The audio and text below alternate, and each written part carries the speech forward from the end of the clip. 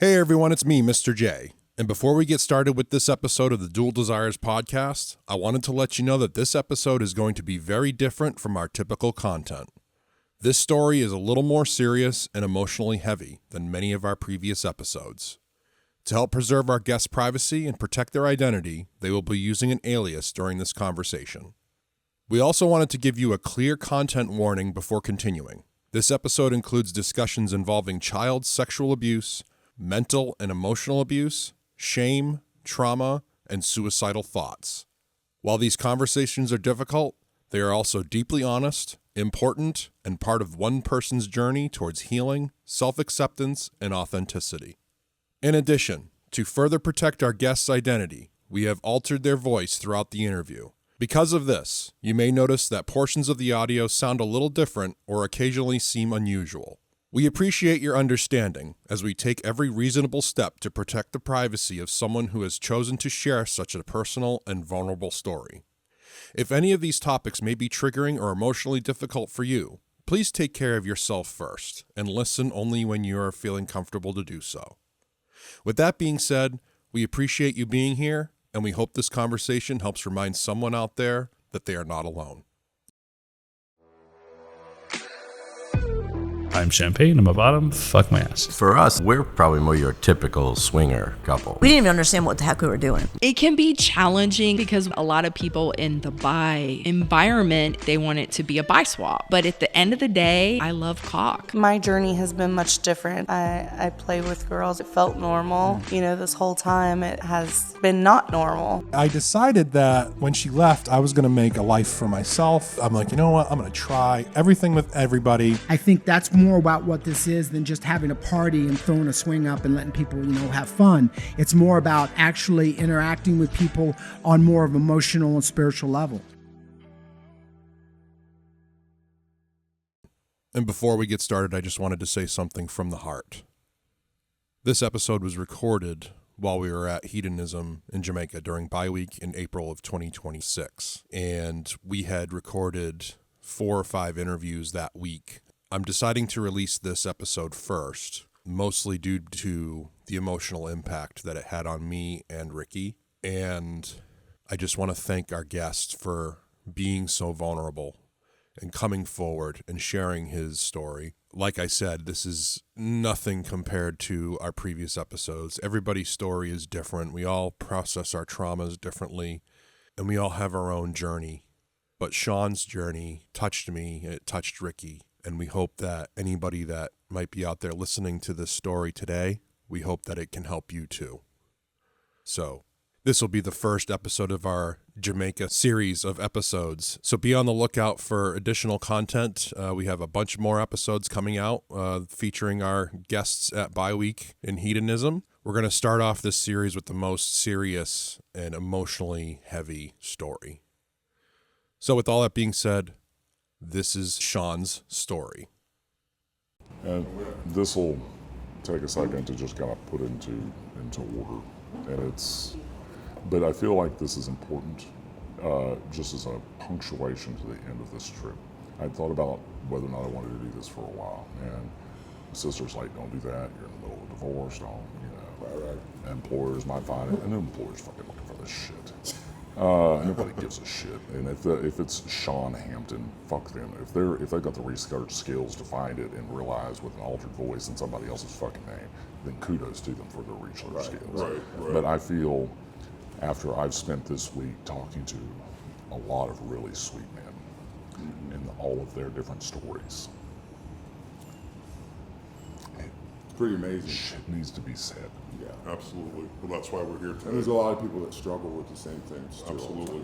So there's no way this is not emotional. So they'll be pausing when I just got to take a second to take a breath. But fuck it. Let's do it. Absolutely. We appreciate you, Shawn. Yeah, absolutely. And we're going to go through an emotional journey here today. Sounds like this is a very deep, personal thing that you've been struggling with for the last, how old are you? 52. 52. So the last 50 years you've been struggling with this, and I'm sure that this is going to be a a bit of an emotional interview. So by all means, it's about growth and change. Absolutely. And like so that. And that's what I'm promoting. We're just gonna go through it and kind of have a good time here. So even when we do get emotional. So, well, thank you, Shawn, for coming on the show today. We are so excited to hear your story. So let's start from the very beginning. Whereabouts in the country? You don't have to give exact location, but regionally, where are you from? And tell us a little bit about your childhood and when you grew up and things like that. Yeah, I grew up in the mountains in the South. And in that, I come from my parents divorced at age 3. My mother had a wild hair. She got sick of living in the South. She wanted to move out to South San Diego. There's few Hispanohablantes that know exactly where I grew up. I'm always amazed. I met one here this week in a community called Nestor. It's so close to Tijuana that you can actually see Tijuana. That's a big change in culture difference there. Wow. Huge. Is that why you speak Spanish fluently? I don't speak Spanish fluently. I speak intermittent Spanish. Intermittent, okay. But I speak enough. If they speak a little English, I speak enough Spanish, we can get by, and then I always have a dictionary, or I can look a verb up or something I've forgotten, or check a tense. But that's why it's important to me. Because I was grateful in all of this stuff.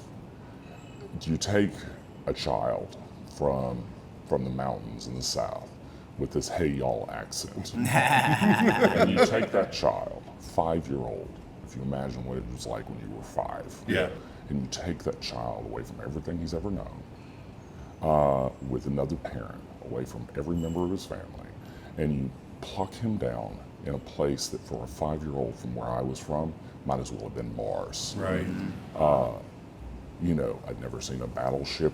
I had never seen anything. I thought they were toy boats. I got to see the military ships. Everything was a sight of wonder. And when I went to school, no one spoke English. No one spoke English. Wow. And no one spoke English at recess. No one spoke English ever. And I can hear the cadence of Spanish. I can hear the thoughts, but I didn't understand jack. No one taught me 1 through 10, or even how to say hola. I knew nothing. And I was just plucked there going, well, all right, y'all, what's up? And they didn't know what to think of me, and I didn't know what to think of it. What it did, though, was forever change who I am in a lot of different ways. In those ways, you take a child that had never seen multiple ethnicities, and of all varieties of the whole Asian Pacific Rim. You have Indians, Pakistanis, Cambodians, Vietnamese, Taiwanese, every Japanese, Chinese, and completamente Hispanohablante, like all of the Spanish-speaking people, and one hey y'all kid, and that was difficult. My stepfather was from Oakland.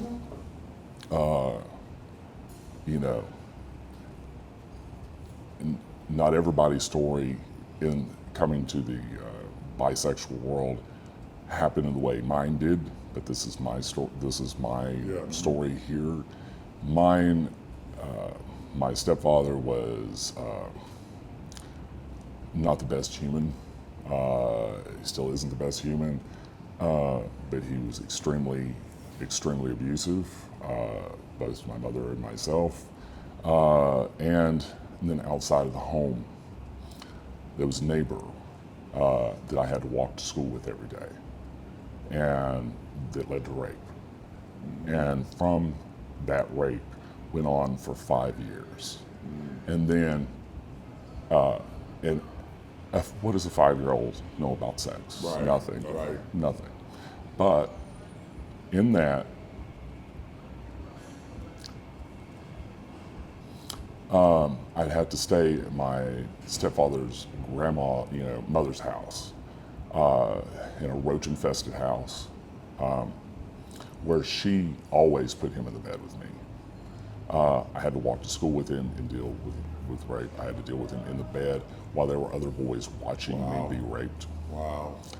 And then when he finally discovered girls, he turned his attentions away from me. And what it led to was the only positive attention that I got was his sexual affection. And when he removed that, then I began to solicit to try to find ways for other people to give me that attention that was deprived, and it led to further rapes from different people in alleys and at school. And I couldn't tell anybody any of that. And I didn't until I was age 15. And that, along with the fact that I still don't sleep in a silent house ever, even though I've had 30 years of therapy, because as a child, the house was completely silent for San Diego. I mean, except for outside noise, the house was always pitch quiet. And in that, and I was not allowed to have a light on as a kid in my room, so I was just rolled in a ball as I listened nightly to the sound of my mother getting the shit beat out of her. And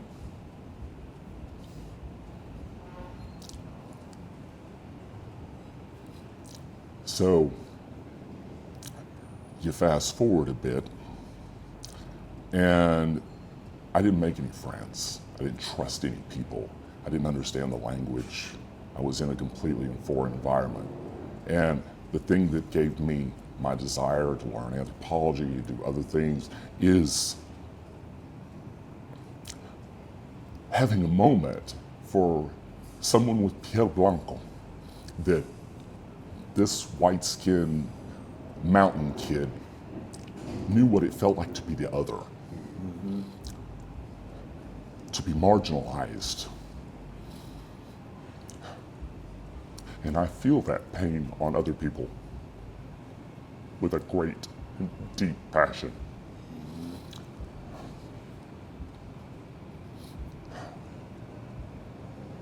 So, you know, I didn't make friends. The school was right next to the ghetto apartment complex that we lived in. We had to move every year on the year because the drugs and everything else got so bad, even though my stepfather dealt drugs. And traded food stamps, you know, and so in Nestor, when I lived there, the school was right next door. So the school librarian, you know, one of many abuelitas in my life who I cherish so deeply for their small acts of kindness to me.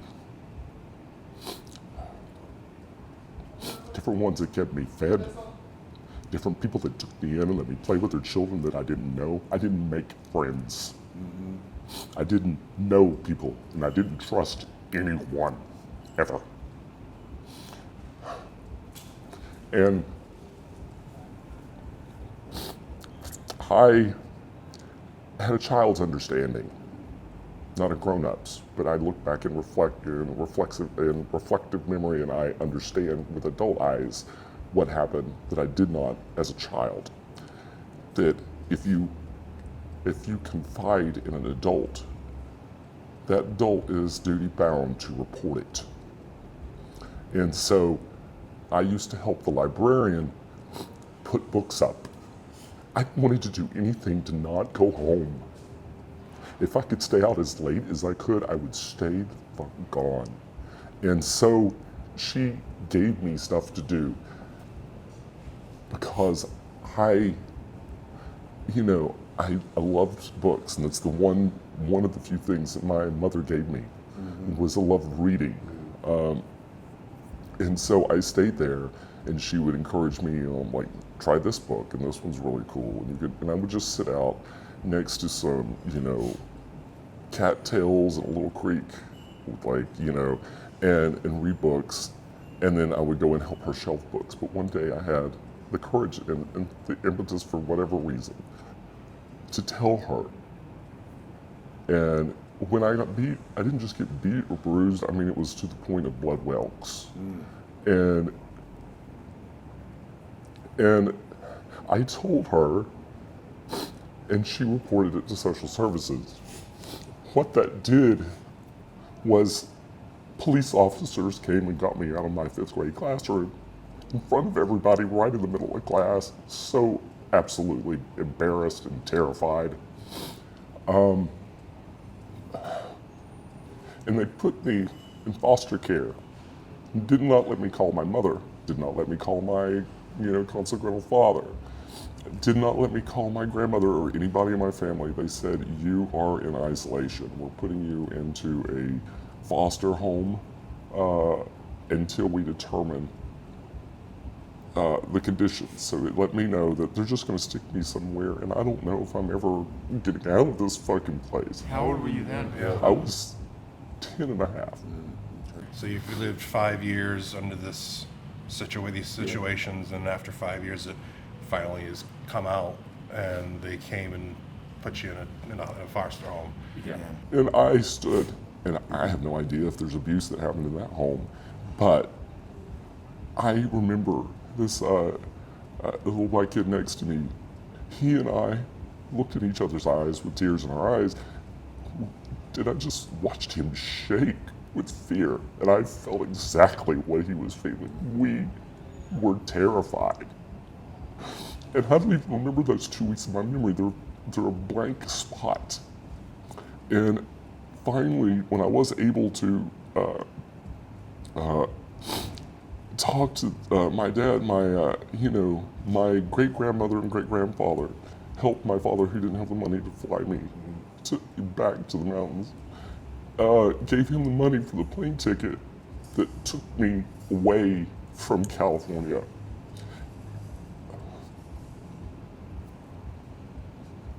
When I got there, my father's on his 3rd marriage.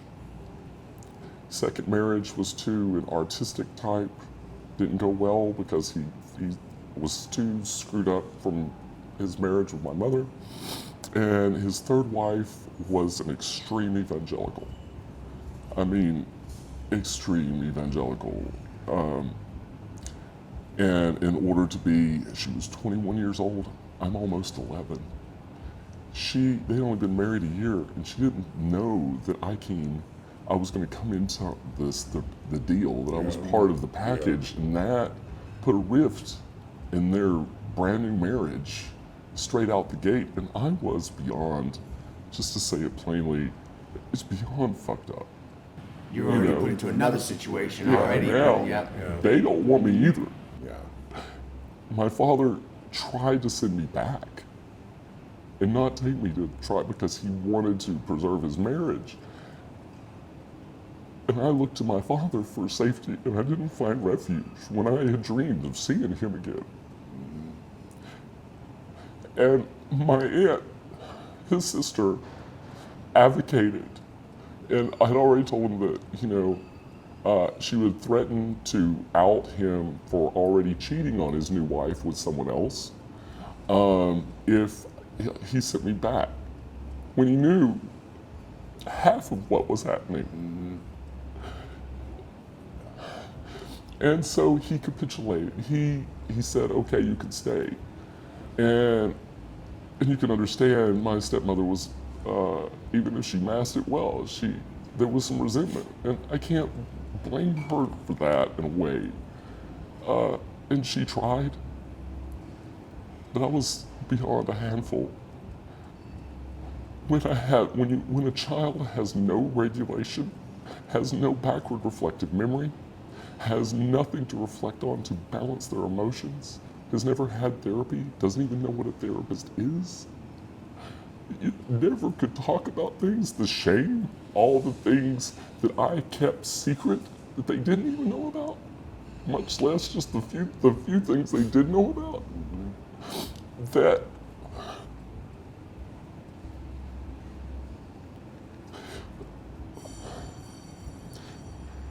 you know, it was really hard. You know, I didn't have complete trust with my dad. I still loved him. I mean, it's the only Superman I had, you know. I appreciate and honor him for what he did right. I know it was a fucked up situation, but, you know, when parents do the best they can, I understand it better. Did you have other kids too? I mean, did you get kids with Not her? yet. Yeah, not yet? Not yet. That would come. So,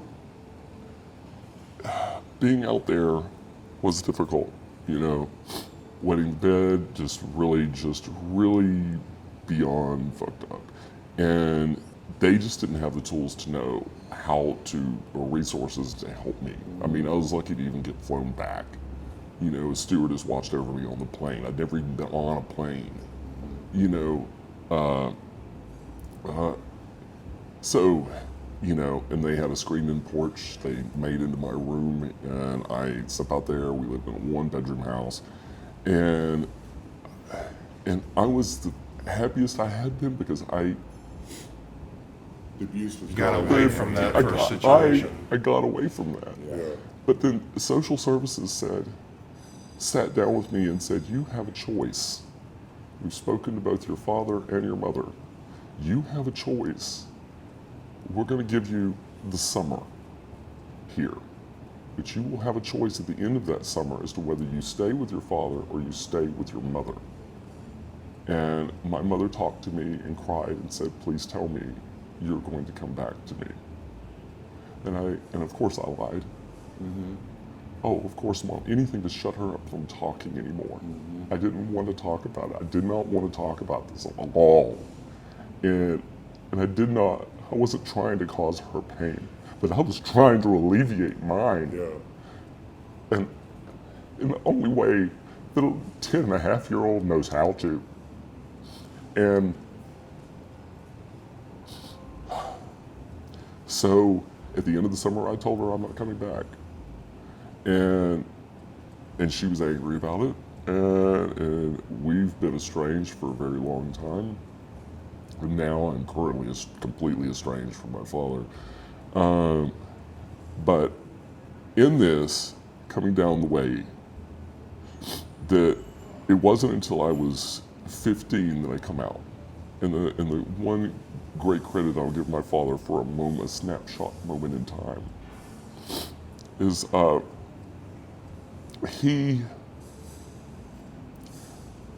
came through a lot himself, but of that baby boomer generation that just thought if you tell what happened to you in life, they put you in a sanitarium and they never let you out. They give you electric shock treatment and that's it, you're done. So he's like, he never talked to any therapist, anything about what was happening in his life. He had to, my grandfather was an verbally abusive drug, and a very difficult man. And Dad at 15 decided he was just going to leave home to get away. But he didn't know that the terrors that he was experiencing at home would be much worse on the street. Mm-hmm. When he had to hitchhike, he had to prostitute himself. He had to go through a lot of difficult things. He said, have you ever been so hungry that you ran into restaurants to steal mayonnaise packets just to do something? Or wake up just, shaking from the cold, and he still wakes up with automatic reactions of trying to punch you or hit you for his time on the street, but he never got any help for it. And not only that, the same street that I came back to live on was where he was double raped with his own brother. Like a neighbor raped both of them. These two men raped them side by side, tied down to tables. And, so he's fucked up. So as an adult with greater mature eyes, I see he's fucked up, and I can give him some credit for that. And he did what he could with what was in his toolbox. Mm-hmm. And he was in a tough spot because he's scared to death to lose his third marriage. I could see both sides of things. But from my perspective, my protector was there kind of sporadically. And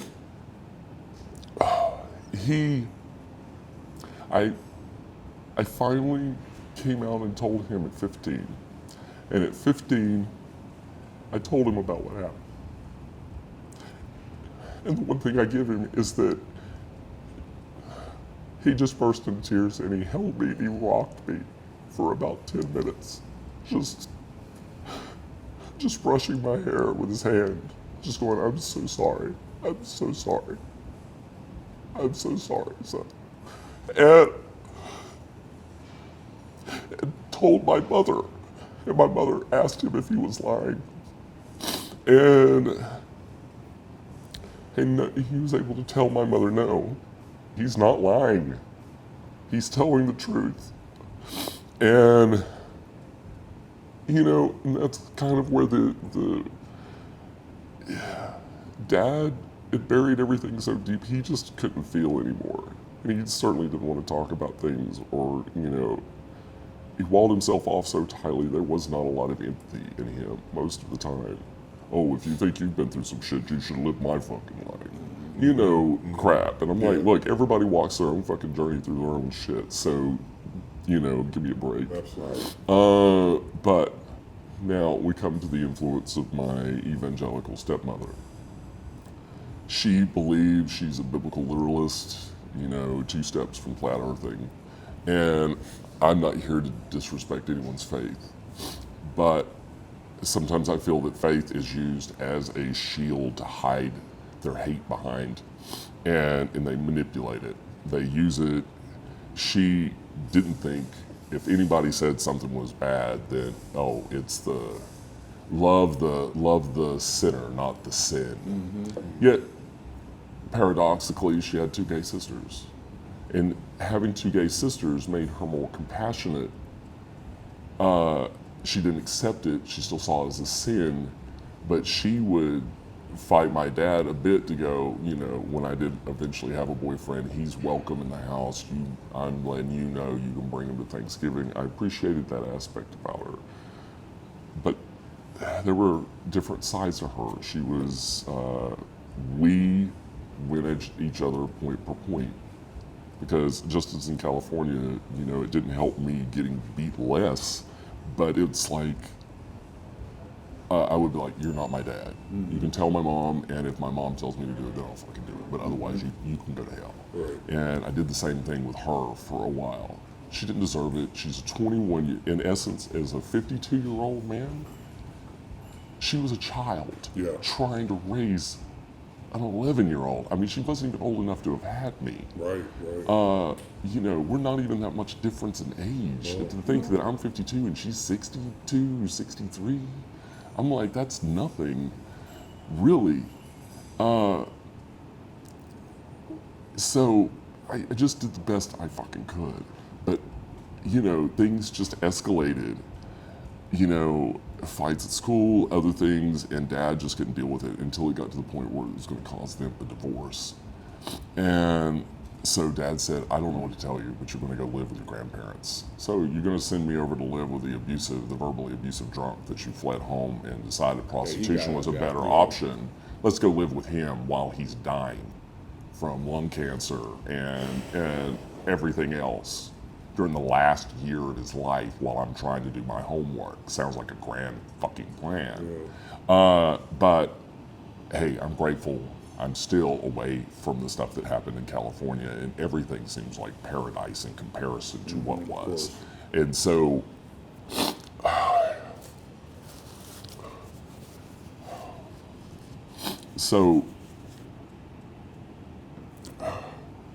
you know, in this, at 16, 17, I mean, I came out of the closet, they would hear it.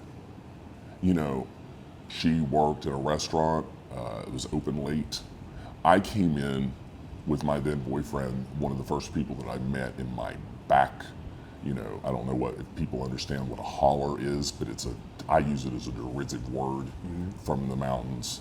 The back holler, you know, folk, and I have no disrespect to country folk. I too am a country folk. I don't mind them, but I do speak to the, you know, the people with all the hate and all of, you know, but let's see where I'm going with this, but it's, sorry, I lost my train of thought for a second. But I go to live with my grandparents. I'm like, fine. I come out. I'm with Back Holler Country High School. I mean, it was, to say it's closed-minded is an amazing understatement. Yeah. I mean, it is. So basically what you're telling us is that you were in a ethnically situation where you were the other in your early years, and then when you went to high school, you were still an other, but not in the religious community, if you will. And so you've been struggling with acceptance from others, sounds like, for a long time. Yeah, as long as I hold. When did you notice any improvements or any changes? Was it Well, after you got married, or no? I mean, here's the deal. Just to keep the timeline, and I don't mean to. No, it's okay. But it's these little pieces add together to show. I mean, because in this, coming out, and I had one boyfriend that said, he's like, I don't know what it is about you, but I think you have an extra swish in your step. But I could look totally dressed country. I could have grass on my jeans, and people would still be like, "Hey," and call me under his gay term. And good old boys, which is a politer phrase than what I might use. Right. I had numerous fights in high school, but somehow still managed to get my homework done at a table while my grandfather continued to sit in front of the TV and get further and further drunk every day. And I encouraged him to take his oxygen tank with 1/4 of one lung left out around the side of the apartment building so he didn't blow me and my grandmother up. But I finished out high school, and I came out of the closet, and I took my boyfriend in, who I have to give him great props for changing my life, because that man helped me to understand it was okay to love another man. I didn't believe that was possible. The indoctrination is so damn strong. So much shame is attached to this. It goes down in root tendrils through our psyche and down into the fucking subconscious. Even when we think we've cleared them out, there's still more weeds in the garden. Right. And in this, I took him, and he did drag for fun. He loved gender, flipping the gender script just to shock people sometimes, because he got tired of homophobia. And you're coming up also in my time frame in the 80s. Yeah, I was going to ask. During the height of the AIDS crisis, and when they all believed that not what's worse than a gay man, a bi man, because a bi man is spreading to their hetero community, and my God, they're the ones that are messing up our hetero world. Let the gays die, but now our people are going to die too, because they think they can have the best of both worlds. So we really stoned them with a brick then. It's, in this, I took him into the restaurant where she was a general manager. She had to work third shift. After we got out of the gay bar, went into the club, or went into the restaurant to eat. And she was the only person that was able to serve, so she had to serve us. And she comes over to the table and she's like, "Really? Really?" And my only reaction is, "Fuck you. Yeah, really. You know what? Out and proud, lady. Out and proud, and I don't give a good damn what your faith is. Have your faith, but keep it to your damn self. I'm gonna live my life. I don't care how many people try to shout me down, knock me down, or hit me in the head with a brick. And if they hit me in the head with a brick and they succeed in killing me, I'm gonna haunt their fucking house." So in this, the fire, I tried to channel the fire of all the things that have been, all the hurt, the anger, all the other stuff, to just let that be. And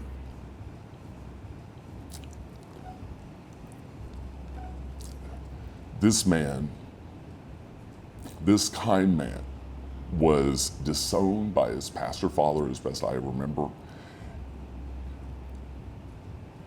He and also came through rape. And the first time, it's like the second time I've been with a man. The first time I just shut down and I just couldn't. Because the guy had a beard, and the minute the beard hairs touched my face, I just flipped. But with it, he held me. We were in bed, we had sex, and afterwards I lost it. I mean, I just burst out crying. And it was really, and all he did was he held me while I cried. And it was just really tender. And he told me, you are perfect as you are. You are perfect as you are. There's nothing wrong with you. You're fine. And you're fine. You're perfect to me. You know, I can't remember all his poetic turns of phrase perfectly, but he held me and he cried with me. And I felt seen, and I felt loved, and I felt in that moment, that small thing of great care that he might not have thought twice about, might not have even come to his memory. It's just a nice thing to do in the minute. Changed my whole fucking life. Before I ended up moving in with my grandmother, I took the time to go to different pharmacies and found and bought one packet of sleeping pills at a time over several weeks so that nobody would think anything. Didn't tell anybody anything, waited until my parents were really involved in whatever the fuck they were doing. And I went into my bedroom and I took 46 sleeping pills. And the only thing that kept me from death was the fact that I had to use the bathroom, and when I went into the bathroom, I collapsed on the floor of the bathroom, and they rushed me to the hospital. So that and all the other things were, you know, some of the cumulative things that got me kicked to my grandmother's. And one little backtrack for a loving father.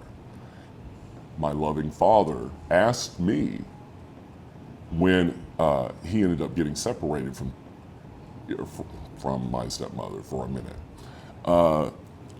asked me, where are the gay bars and where are the gay prostitutes? Why the hell would a 15-year-old know that? I just told him what I heard from high school. I didn't know where the hell they are. You know, it certainly wasn't going to venture in there. I'm not allowed in them at 15 years old. You know, just cruising the bars at 15, no. I certainly didn't want to know where the gay prostitutes were or become one, so I'm not seeking it out. But I told my dad, but he loves to keep that buried. And during that time of separation, he had both a girlfriend and he also had a boyfriend. And I'm like, give it up, Dad. You're bisexual. Take the ownership and start putting your shit on me because I'm going to hand it back to you. So I'm able to, I finished high school. Through my early 20s, I had low-level suicidal ideation.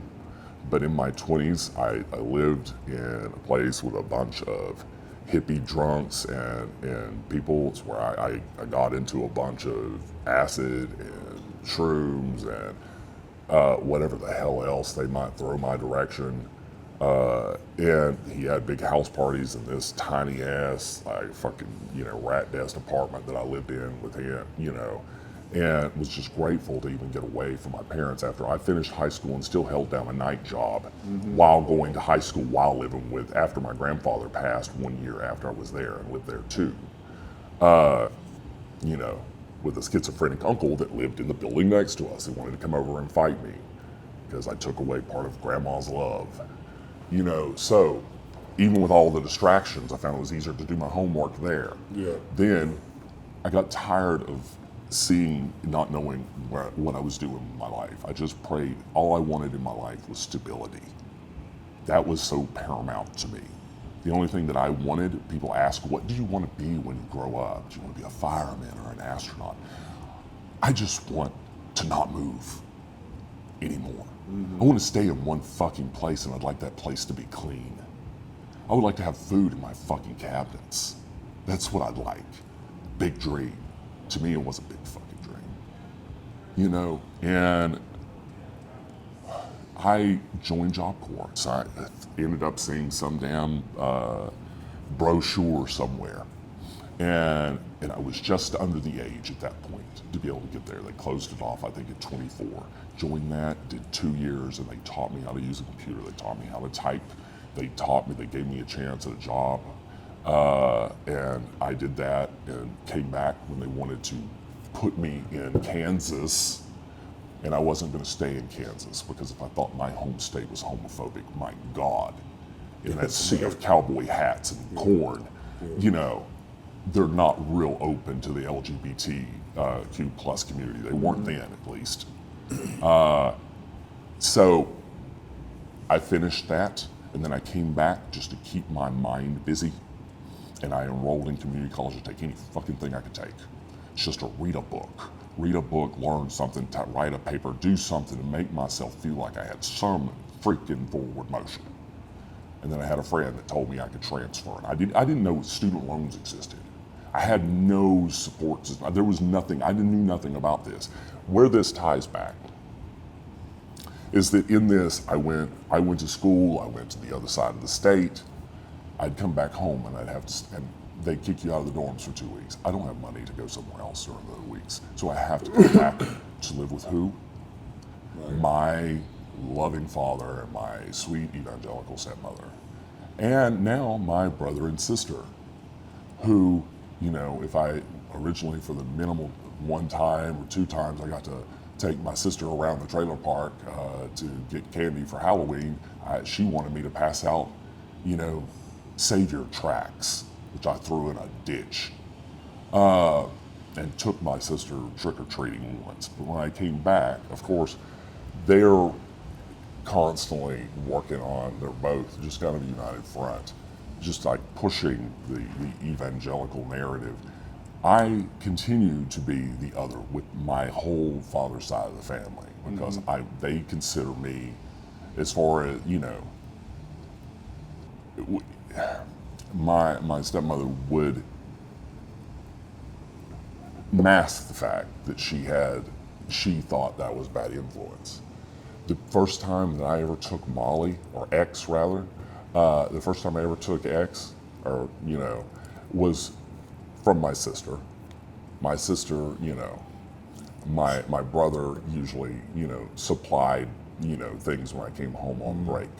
But my stepmother would be, stop being a bad influence on your brother and sister. I'm the one causing the problems here, but I'm trying to go through school. I'm the first one to go to college in my family.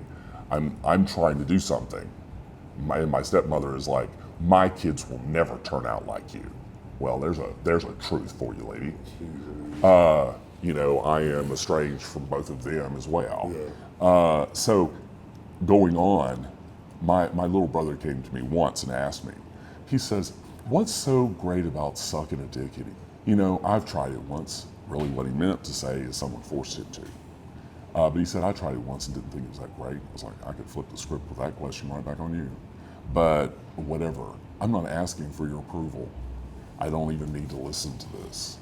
I am who I am, like me, or get the fuck out of my life and out of my way.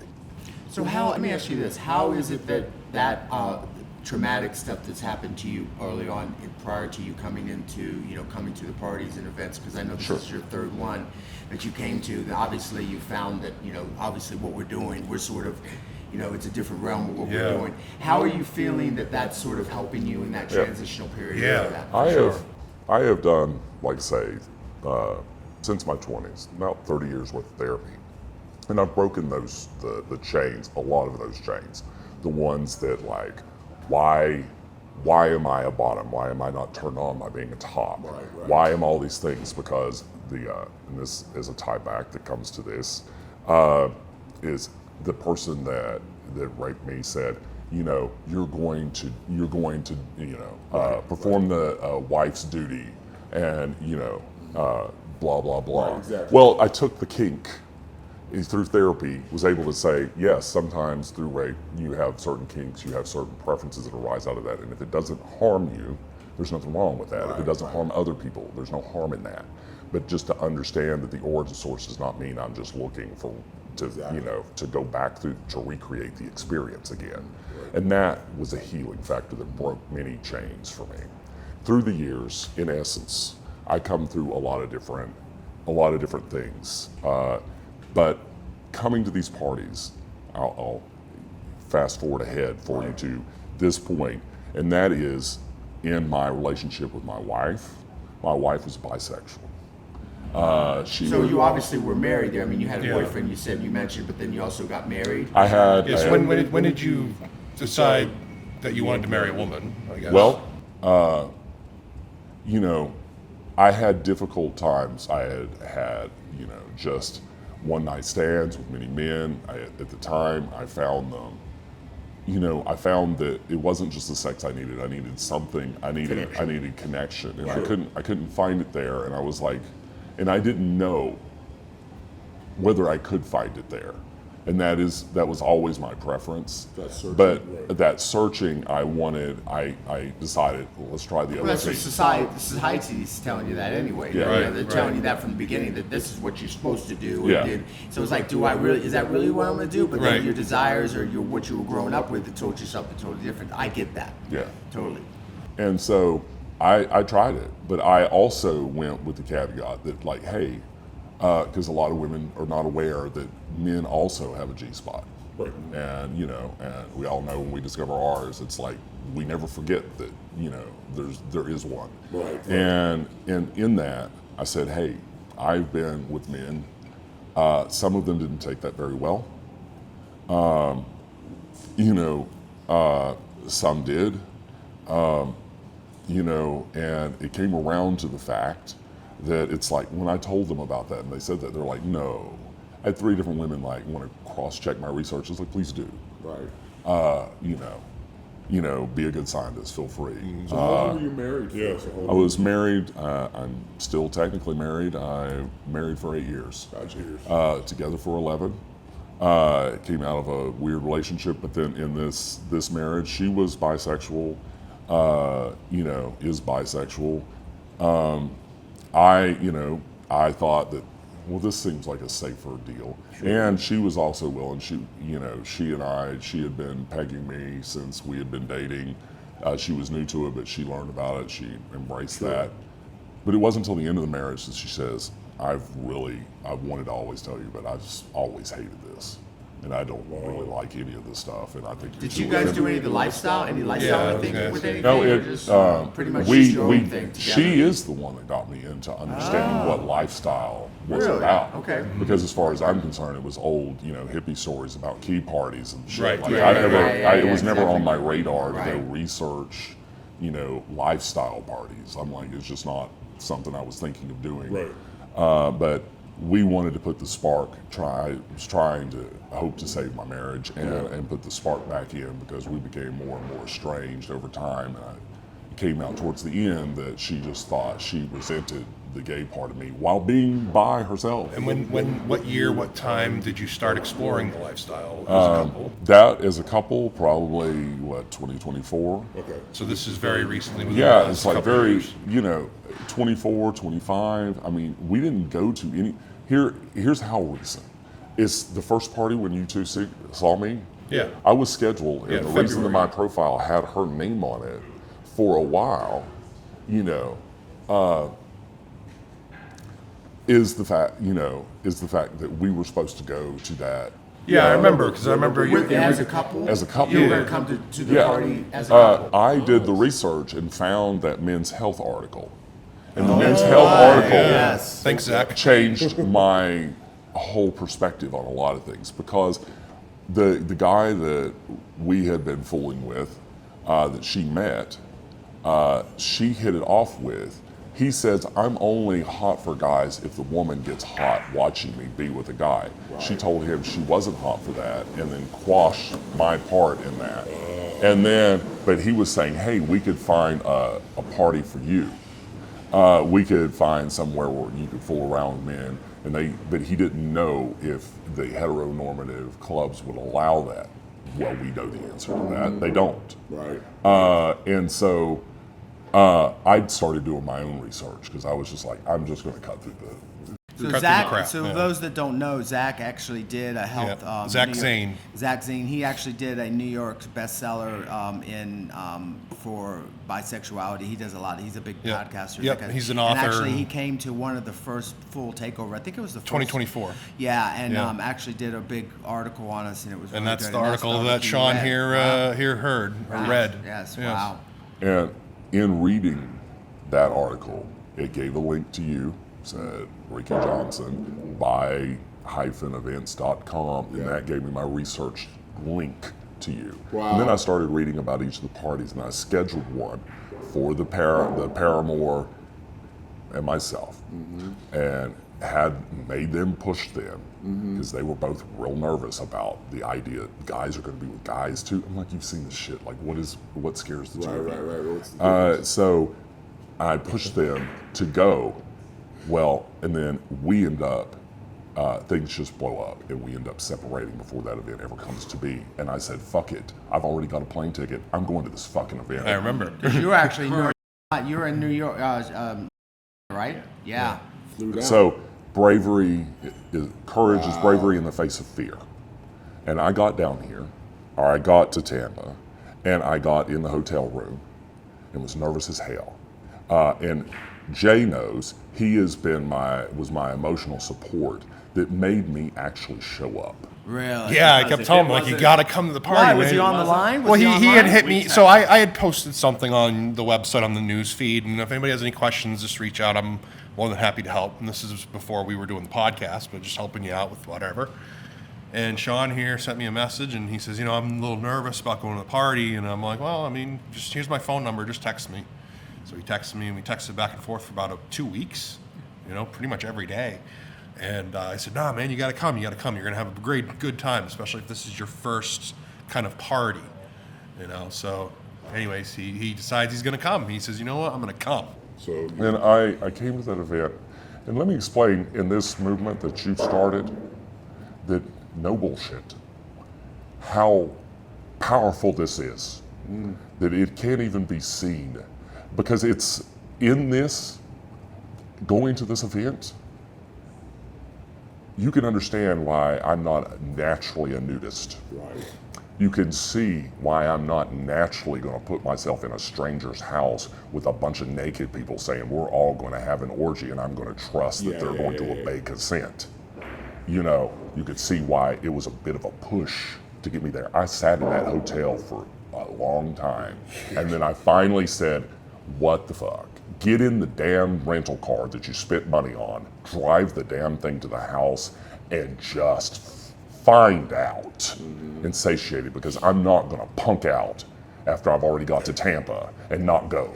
And I went, and I have never, ever felt freer in my own skin in my whole bloody life. Wow. And that was changing. And the people that I met at that party that were kind to me and brought me in, and I was like, I don't even understand the social cues in this. That's why I asked Jay like 855 fucking questions. Yes, I'm like, how does this work? What is the deal? What is the chance of STIs? Like, all the different things that were running through my mind in doomsday prepping this event. Right. And so I got there, met a nice girl there that we just hit it off, and she had me just laughing.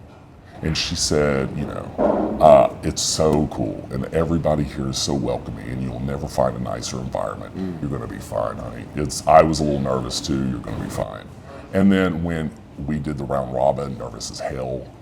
Introduce yourself and go Yeah, around and there. then after that, I was like, okay, I've never seen anybody, strip their clothes off faster in my whole bloody life. I mean, it took 2 minutes, and everybody, like a kindergarten class, had put everything neat in their cubicles, and it's like ready, Yeah, like nursery. We're going to nursery class now. Yeah, Nursery I was plays like, out. holy damn, like this party just got crunk real quick. Right.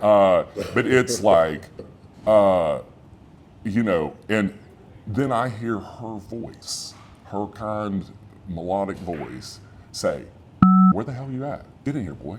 Mm-hmm. And after that, the people that I met and the people that found passion for me and desire for me. 2 hours of just mingling. All of that after that. But during that session, the people, you know, I was like, wow, I'm doing this in front of all these people. And it's fine. I'm not gonna be beamed in the head with a brick. How nice. Right, yeah. And it was the most freeing thing, and I was so very grateful.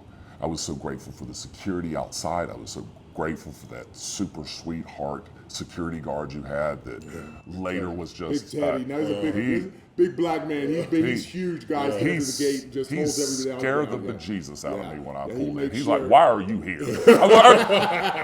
I got a ticket, sir. I got a ticket, sir. So let me see the ticket. All right, then. Just park over there in the back. He vents them before they get to the gate just to make sure. I mean, he was good, and then he came in, and it was like, and then he upped my self-esteem because he walked past and be like, damn, that ass. I was like, I've never even had anybody fucking see my ass because I don't go naked ever. You know, so that event, you know, was amazing. The second event I went to was amazing for different reasons. Atlanta, and why? Because I am the introvert whisperer. I am a serious introvert with extroverted tendencies when I feel comfortable. And so I can pick an introvert out at 100 yards. Yep. And I love them, they're my people. And I can see the anxiety all over their face. I can see the worry, the tension, the wheels and cogs running. And should I get the fuck out of here or am I gonna stick around? And I got to talk, and pretty soon, all of us wallflowers formed a club. Yep. And I was like, and then we made out together, and then we became best of friends, and then I was able to say, hey, get over here to them. And I was helping them because I wanted them to feel as comfortable as I felt. And I wanted them to be able to break their shame chains. And that was a powerful thing. And this week is no bloody different. So now we're at bye week. Yeah, now we're at bye week. So that's the third event that you've been to. You're in your third evolution. Entire life. I am around, this whole resort, even though it's a dated analogy and everybody looks at me quizzically like I'm either too geek or this is too old of a reference, but I'm like, the sexual Jedis that exist in this place. Like, we've been studying Tantra for 28 years. Get the fuck out of here. Like, I barely know what, I understand what Tantra is, but there's so many people who've done so many things that I learn something from somebody every time I'm here.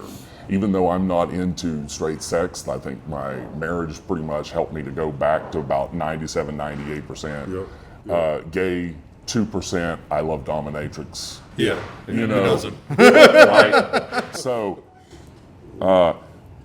in this, meeting people from all walks of life, from the most highest level professionals to all kinds of people, and hearing their stories, how culture. I was able to achieve my degree in anthropology and history, and in that, it's just all the social and cultural, all the perceived social rule violations that people try to place upon us because they feel like we violated their sense of normal. I don't give a damn about their sense of normal. Anything that we think is normal can be flipped on its head somewhere else. Right. Every person has that right. And hearing the stories this week I've had the most amazing group of guys that are fellow introverts who are just like, hey, I'm trying this shit, I don't know about this, everybody said Hedo's great, but and they were nervous. And they were all the ones in that hotel room sitting there. They were you a year ago. And I love them. I eat lunch with them, I hang out with them, I really have considered them friends this trip, and they have helped me heal. And on this trip, people are like, get your kid off. Yeah, and it's like, I was like, okay. I got to tell this story real quick. Yeah. So we got here. What day was that? Was that like Friday? It was like Friday or Saturday. We were just starting, and I saw him walking across and sort of just mingling, sort of chilling, and doing his thing, and he had all his clothes on. He had his bag, and he was just sort of doing his thing. And I was like, what are you doing? He's like, oh, I'm just sort of chilling. I walk down that way. I walk down towards the other side of the resort, Sandal side, the prude side. The prude side. And because there's a nude side and there's a prude side. So, and he was like, oh, cool. I said, have you gone down to the other side, to the nude part? And he goes, no, what is that? And I'm like, no, I said, the other side of the resort. I said, you just go and make a right and just keep going till you hit the end. You can't go any further. I said, that's where everybody is. Because he was like, oh, it's a little quiet around here. I said, well, because everybody's down there. And I said, I tell you what, you go down there and then you get with me later on and we could talk about it. He goes, okay, all right.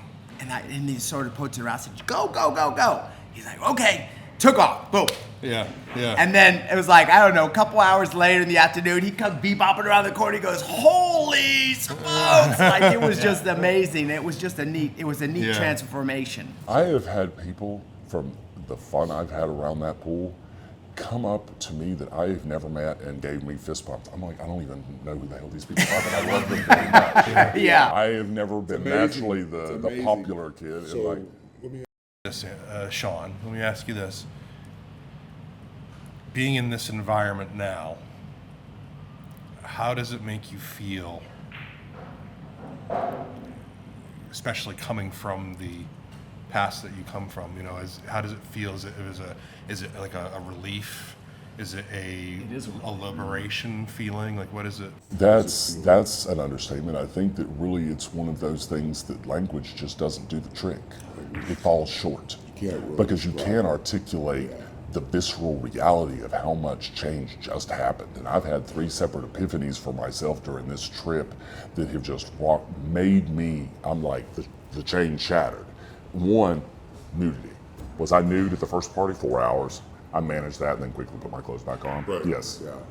The second one, it took half the event for everybody to take their damn clothes off. And it was a little different, and it threw me for a minute. We in the introvert club, like, we bonded and figured it out and worked it out, and there was a few other people that helped bring me out of my shell. And then this event was like, you know what? I'm tired of wearing so many fucking clothes, and I spent the money on this ungodly amount of zinc fucking sunscreen. Fucking use it.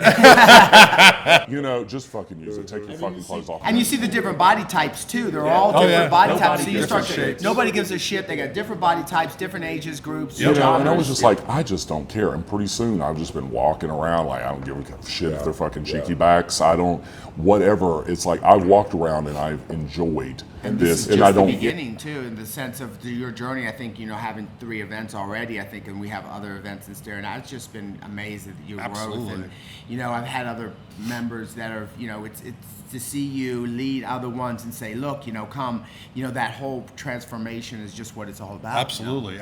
You are exactly what Ricky, who Ricky is targeting. Someone who's looking for a place where everybody knows your name. But in all seriousness, you're someone who's looking for a place to be accepted, feel accepted, and be part of the community. So you are the prime example. And some people don't have this, feel like they don't have the ability to add to anything. And and this is a prime example. You don't have to be a veteran and you be going to all these parties and do all things to come here and to help somebody else.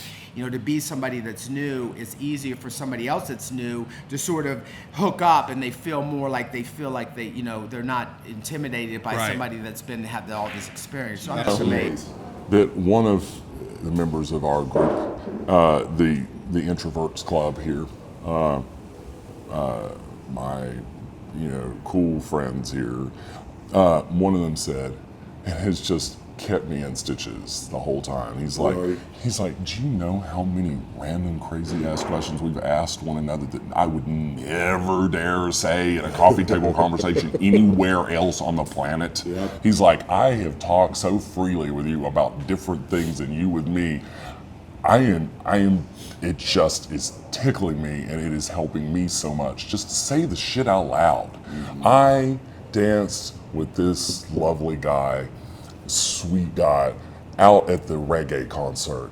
And no one at the table, of course, we're all fucking introverts. Even if we got the front table, no, we're not gonna go dance. That would put eyes on us. And until I become the more extroverted, I feel like I'm the person that speaks for the rest of the jury. It's like, You know, and I was like, you know what, fuck it. I was like, hey, let's go fucking dance. I mean, who the fuck? We're in Jamaica, they're playing fucking Bob Marley. What the fuck are we doing just sitting here? Right. And we're already lit enough. We should be able to, you know, badly manage this. Nobody cares. Right. But we went out there and I got to spin him and he kissed me and he just like, we just had so much fun just giving in to real 8-year-old play, joyful time that so many men have been robbed of. Yeah. That never had, didn't know that shit even existed. And that restoring of pieces of my broken child, it's like reassembling a child into a very different being within me. And those things have come every single event, and they've come in multiple ways, just in this one. And I see that healing in other men here in so many ways, so many of them that are scared to death. They could suck a cock, they could have someone else suck their cock, but when it comes to going full on with a man, they will then turn that sexual energy to the female part, because they can't get past the taboo. They can't break the chain. They're lucky to have broke the chain to either suck a dick or let someone do that. Right. Or you come into those taboos about kissing. Like, if I don't kiss, and it's just sex, then it. But what struck me too is what you said about being free and being an 8-year-old child out there dancing and having a good time, even though we're in our 50s or whatever. I'm not going to say this, but we're still doing those things that we neglected to do ourselves back then. Absolutely. And to be able to find that here is even more amazing. It has been amazing, and I wanted to do this after I hesitated, surprised. For a while, you've been asking me several times to do this, to do the podcast. Of course, I hesitated, to just put this out. Well, there's a lot there. I mean, you know, I commend you because you've grown. I mean, it's the risk to come in here and to actually share your story is not something that everybody does. Right, and it's not something we take lightly. We appreciate it. Yeah, because very much. This.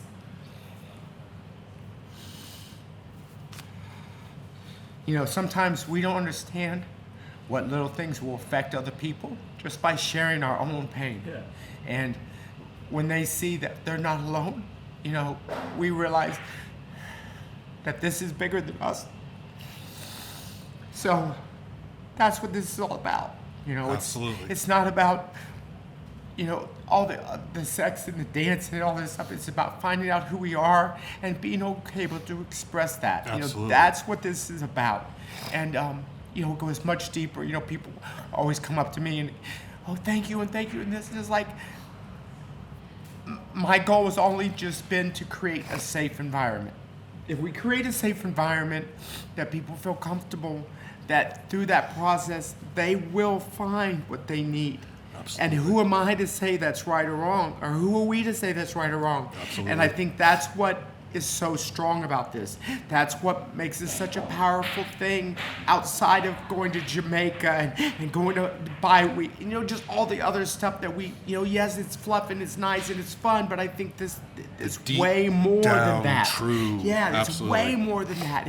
It's so powerful that you can't even explain it to people. And that's what makes this work. When I first was asked, what do you want to do in your life? Is to help people and to travel the world. And here we are in Jamaica helping people. I mean, those are what, and those are the things that I think that, that's the real thing. And if we just continue to just do that. Absolutely. I know Jay and I, when we talk about doing this podcast thing. And that's what I think that when we talked about doing this, that's why we wanted to do this. Yeah. So that we had people that were in faraway places that didn't, because I speak a certain language and Jay speaks a certain language and you speak a certain language that people need to find where they feel comfortable with. So absolutely. I want to thank you so much for trusting us and risking and being here for us and for the audience. If it just helps one person out there, if one person is listening to this and they get, even if we don't hear from them, right, they still feel like they don't have to take those pills, or they don't have to hurt themselves, or they don't have to do anything. It's worth that. Absolutely. So, I don't know. I appreciate you. And Yeah, thank no, you so we much. appreciate you, Shawn, for coming out and telling your story. To lighten the mood a little bit as we end here, do you have any advice for anybody out there that might be listening who may have lived a similar experience as you, and are feeling nervous about attending an event or saying yes and walking out that door? Do it. Because things in life, this life is short. Mm-hmm. And so many men are like cats that hide pain. Cats, you don't know they're in pain until it's so bad you can't save them.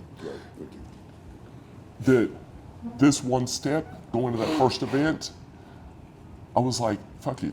I had 3 or 4 people try to talk me out of going. Yeah. And I said, fuck that, and I went. But the one step, bravery, courage is bravery in the face of fear. Fear is the mind killer. It's to do it, because in that small step, you can change things and change your perspective in such a way that you couldn't even conceptualize it before you walk through a door frame. It will change your perspective in a way that will shatter a chain that you didn't think you could break. And that is huge. It took me forever just to get past wanting to off myself until I said, fuck that. I'm living my life. And I say it to every man out there, and that's why I'm willing to sit here, is I want to show, I've listened to the stories. I hear it. I see and read pain on people. I can see it at 100 yards because I know what it looks like. And I am grateful for all the men here who sat around a table or over dinner or over in the pool or wherever, being willing to share stuff that they have never even talked about maybe. And every little piece of that is a healing factor. Mm-hmm. And that, I don't care how much sex goes on here, because it's not, this journey, this week, sex is just an add-on extra. Yeah. That's just a bonus, yes, because what this is about is exactly that. It's safety. I've never felt safe anywhere. Yeah. I took, Taekwondo just to make sure that I felt I could walk the streets. I feel safe here, and I appreciate each one of these events. I've appreciated the fact that you do care and that you have done this. And this, small things with great love, have great power. And as you just stated, it cannot be seen how many men cry in the night, but they would never let anybody see it. Absolutely. And I speak to them. Yes, as do I. So, out of the sake of your privacy and anonymity, we will not ask you to let people know where they can contact you. But if you like, if anybody wants to contact Shawn and be anonymous, we can route it through Ricky. So send Ricky an email at ricky@dualdesires.com. And we'll make sure that Shawn gets your words of support and your message. And if somebody feels, they need to talk, or they need to reach out just for whatever reason, we don't want anybody to feel alone, and that's what's about. That they have that. They can always reach out to us. And they can send out a message, and just as Jay's kindness, if he had not answered my questions, you'd never have seen my face at one time. And I'm here because he took time, he actually gave a damn to answer, and I'm happy to do that for anybody else. There we go, folks. So, thank you. Is there anyone you do want to give a shout out to? Because any final words that you want to say? The floor is yours. This so far has been an amazing event. I'm very grateful. I'm not a Rockefeller. I'm lucky to be here at all. It came at a price, but the price was worth paying. Because this is my journey. And that's what I was going to say. The journey, that word came to my mind too. Right. That's what I told my therapist even. Why am I doing this? Because I need to break these chains. That while I've worked the stuff out in therapy, I haven't broken the chains. I had to divorce my father's whole family this last year. And said, I'm tired of toxic crap. And at 52, I don't know how many years I've got on the planet, but I'll be damned if they're not going to be joyful ones. Right, absolutely. And anybody that has any question, please. So, I mean, just off the cuff, you don't really have a lot holding you in anymore, I'm assuming, or do you still a house and work, mortgage? Yeah. Well, are you thinking of like the future? Maybe making a change and moving somewhere that's a little more in what you want. I'm not going to wade into politics, but I will say, yes, I would love to. I've been graced to travel, a reasonable bit in my life, more than anybody else in my family. Sure. And I would love to be able, if on my last years, to live in Spain or somewhere else, or somewhere warm and peaceful, where I didn't have to worry about how the LGBTQ plus community was viewed. I could actually exhale without having to worry about it. If you go out of your one liberal zone, like, in the mountains, you go outside one liberal zone, and now, oh no, and so, is society that we're battling, but you, in making a career change, did a hell of a lot more than that. And I commend you for that, and that's not said with light cliche. Yeah, I appreciate you very much. Thank Again, you so Shawn, much. thank you so much for your time Appreciate and you, your my friend. story. Love you so much. Thank you so much. Yeah, we really appreciate it. So maybe in a year or so we can do a follow-up and see how much you've changed since now. Absolutely. So, and if we're thinking maybe doing a topical, so maybe if you're interested in putting some input in a topical episode, we can talk about that too. So, but we appreciate you. That's great. So let's do a little outro. Outro. All right, everybody. So again, we appreciate you guys taking a listen to the show today. If you want to share your story, make sure you send Ricky an email at ricky@dualdesires.com. And boy, oh boy, this was a very emotional journey today. Yeah, it was a little bit of a different twist on what we do normally, absolutely. but we really appreciate everybody following along Absolutely. with us. And we're here in Jamaica, but this is all seriousness. Yes. This is absolutely a bigger thing than what. And we just want to thank you again. So I hope everybody has a wonderful time and a wonderful day, and stay Live positive. your life. Yes, stay positive, love your life, and don't let life live you. All right, bye. Peace. Bye.